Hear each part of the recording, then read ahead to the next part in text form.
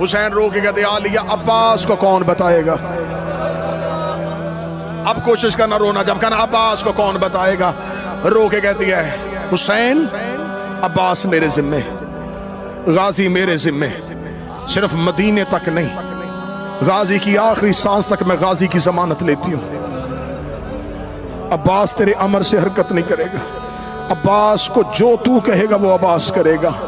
علی کی بیٹی اٹھی دروازے، اما فضا، جی شہزادی ذرا عباس کو میرے حجرے کے دروازے پہ لے کے آئیے۔ بی فضا کی آواز ہے، ام البنین کا لال آپ کو عالیہ بلا رہی ہیں۔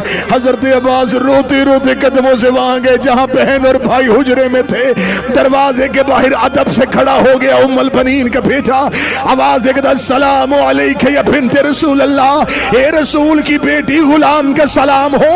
چادر کے پیچھے سے بی بی کی آواز ہے، عباس جو حسین کہتا جائے وہ کرتا جانا۔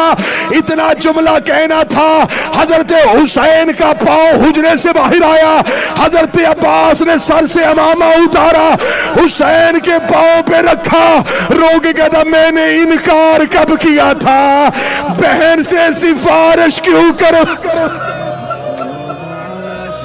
کب میں نے انکار کیا تھا زہرا کا لال۔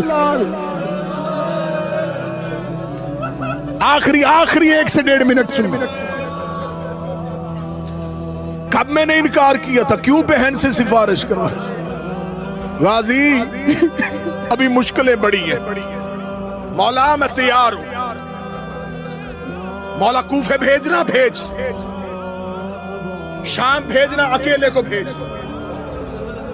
مولا میرے جنگجو تیار، مولا میرے لائق شاگرد تیار، مولا بیٹھا رہے مدینے بہنے لے کے، دے دے 4 کو تلواریں، مجھے اکبر ساتھ لے کے جانے دے، مجھے مسلم ساتھ لے کے جانے دے، میں وعدہ کرتا ہوں میں شام میں تیرالم لگا کے آؤں۔